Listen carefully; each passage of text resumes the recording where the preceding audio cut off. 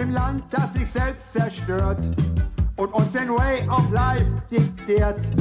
Da kommt Regen, bringt Waffen und Tod und hört er Frieden, sieht er Joseph Rot. Beuys was one of the most influential artists of the 20th century. He was also one of the most charismatic and controversial.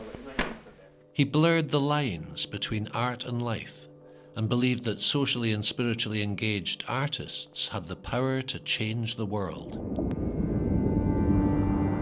My personal history is of interest only insofar as I have tried to use my life and myself as a tool.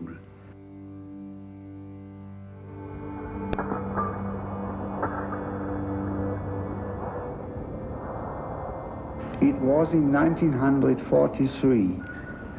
My Junkers 87 was hit by Russian anti-aircraft fire and I crashed in a snowstorm in the Crimea, in the no man's land between the German and the Russian fronts. I was found in the wreckage by a clan of nomadic Tatars.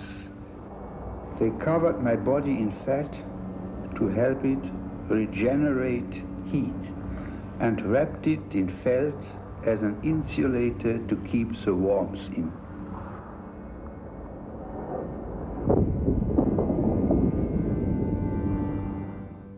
This story was frequently told by Beuys to explain why he used common materials such as fat and felt in his work. It was also mythological. His plane had crashed in the Crimea, but his rescue by the Tatars was a complete fiction. For Beuys, this wasn't important. He saw art as a magical transformative force and believed that a powerful myth contained more truth than everyday reality. This film from 1974 shows Beuys wrapped in felt and being taken on a stretcher to a New York gallery. He's not injured in any way. It's all part of a live art performance, or action as he called them. These actions were intense, ritualistic encounters, and none more so than this one.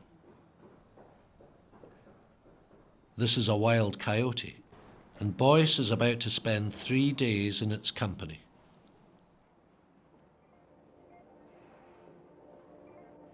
The coyote was one of the most important symbols in Native American mythology, but European settlers saw it as a pest to be eradicated.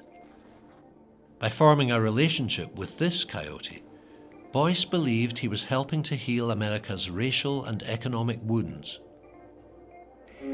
Each one of us has a creative potential which is hidden by competitiveness and success aggression. Environmental pollution advances parallel with the pollution of the world within us. Hope is denounced as utopian or illusory, and discarded hope breeds violence. It is no longer regarded as romantic, but exceedingly realistic to fight for every tree, every plot of undeveloped land, every stream as yet unpoisoned, every old town center, and against every thoughtless reconstruction scheme.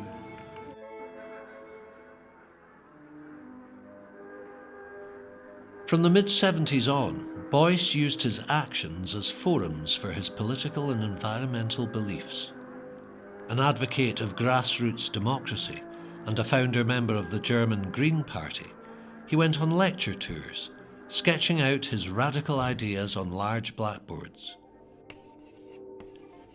He wanted us to think of society as a giant social sculpture and ourselves as artists with the power to shape it.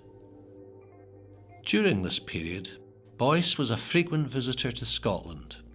He was drawn here by an intense interest in Celtic mythology, culture and landscape.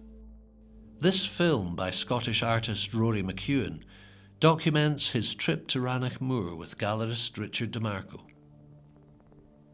Beuys found this a profoundly inspiring landscape and paid his respects in his own idiosyncratic way by carving a translucent beating heart out of a slab of gelatine.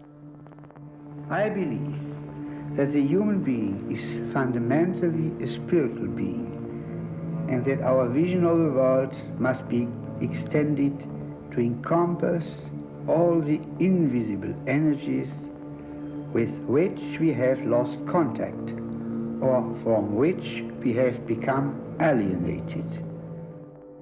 Joseph Beuys's methods were often mysterious, but his intentions were clear.